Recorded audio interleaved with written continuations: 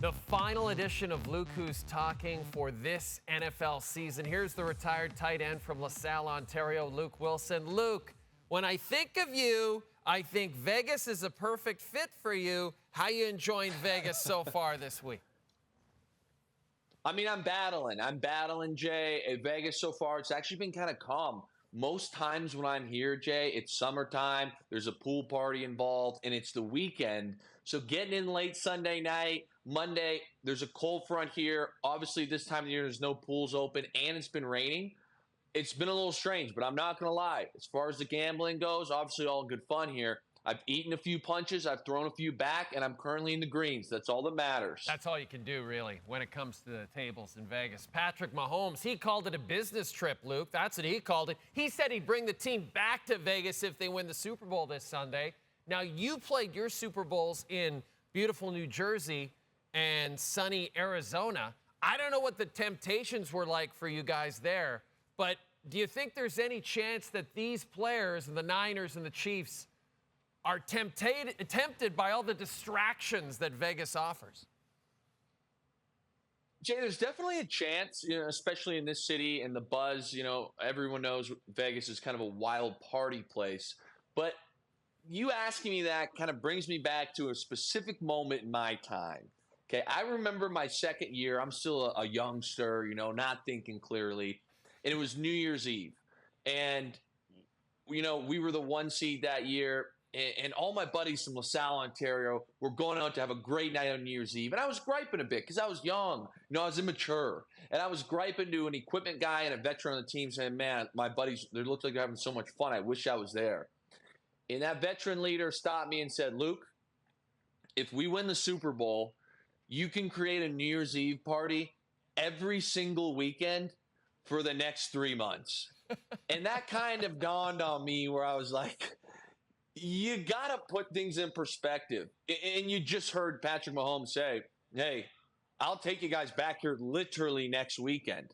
So anybody who's got those temptations to go out, potentially put themselves at risk or the team at risk, they need to kind of seek that veteran leadership or a veteran, somebody in the organization, and realize what's at stake here and postpone that Vegas trip to potentially the next weekend or the following. I think that's excellent advice that you got there, and great advice you're passing along. The 49ers, Luke, they're spinning things pretty cleverly here. On media night, they said all the pressure should be on the Chiefs to win another Super Bowl.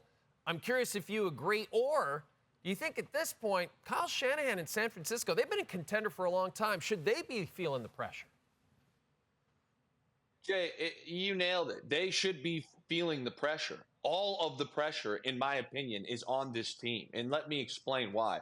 First and foremost, you start with their head coach, Kyle Shanahan, who was the offensive coordinator in the 28-3, defeat, the epic meltdown, if you will, the Patriots versus the Falcons. You think of the last time the Niners were in this game was against the Chiefs, fourth quarter meltdown.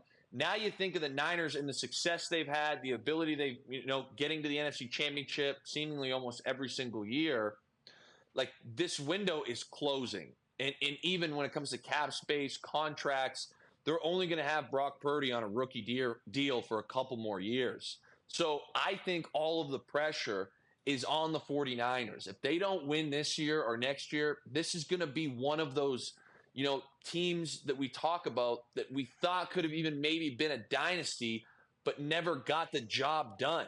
Again, I'm not saying they can't do it on Sunday, but to me, this team has a lot of pressure. And the last thing I'll say about that pressure, and I think it's wildly unfair. As you know, I'm a huge Brock Purdy fan.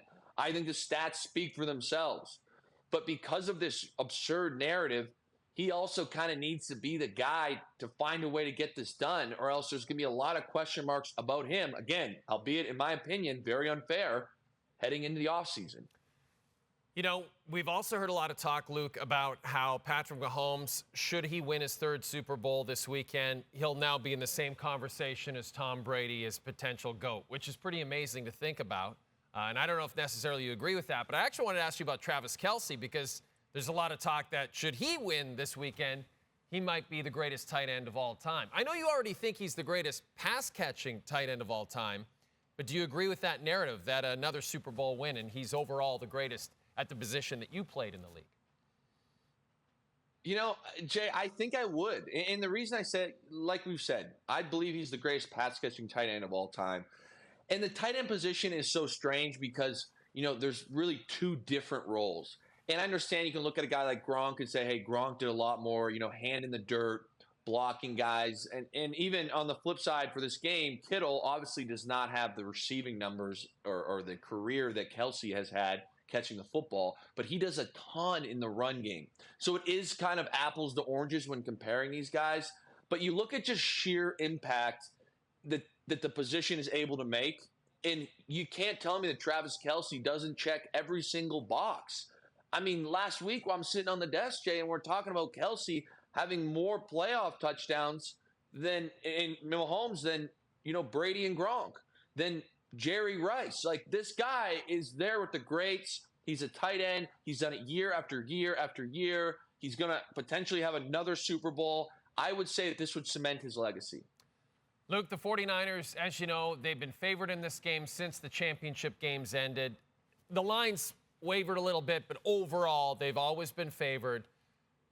It's still a bit curious to me in neutral site, but who are you picking personally to win Super Bowl 58 this Sunday? Jay, I've gone back and forth on this so much because if you look at the body of work the Niners had this year, that's why they're the favorite.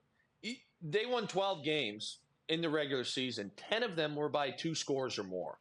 That's absurd. That's unheard of in this era. Like, most of the time, hey, you win a game by 3, by 5, somewhere in there. The 2 other wins they had were by a full touchdown. Like, those numbers are crazy. They were blowing people out. The 5 losses, one of them was the last game of the year. They weren't playing their starters. They lost to the Browns in a game they played poorly, and the Browns had a number 1 defense in the league. And they had a 3-game stretch where they were injured and played some poor football. So again, sheer domination during the season. But and on the flip side, the Chiefs were kind of the opposite. A lot of mistakes, a lot of self-inflicted errors, squeaking by some wins. But since the playoffs have started, it's been a complete flip in the narrative. I thought the Niners should have lost to the Green Bay Packers. I thought they were badly outplayed by the Detroit Lions. And the Chiefs have ran the gauntlet. They dominated a game against Miami. They played Buffalo toe-to-toe and found a way to win there on the road in a very, very tough environment and looked good doing it. And then took who everybody thought was the best team in the AFC and just tactically dismantled them in the Baltimore Ravens in their own place in the AFC Championship game. So I get where we go back and forth because recently the Chiefs look incredible and the Niners don't. So to me, it's so close. There's so many stars. I'm going to go to coaching staff. And I look at the coaching staff, both head coaches, Andy Reid, Kyle Shanahan, I have a ton of respect for. And I think they're great, great play callers, offensive geniuses, if you will. I'm giving the edge, and I'm rolling with the Chiefs because of the defensive coordinator. Steve Wilks, he's a great defensive coordinator. I think they've had some issues with him this year, but he's done a lot in this league. But Steve Spagnuolo, the defensive coordinator for the Kansas City Chiefs, is the real deal, Jay. And just a little tidbit of information. This is the same D coordinator that was the mastermind behind stopping Tom Brady in the undefeated season with Randy Moss years ago on the New York Giants. If there's a guy who can figure out this electric Niners offense, develop a game plan to just slow them down a little bit and get the ball in Patrick Mahomes' hands, it's Steve Spagnuolo. That's why I'm giving the edge to the Chiefs. I think they get it done. What a breakdown. I loved all of that, and I love that it comes down to Spags.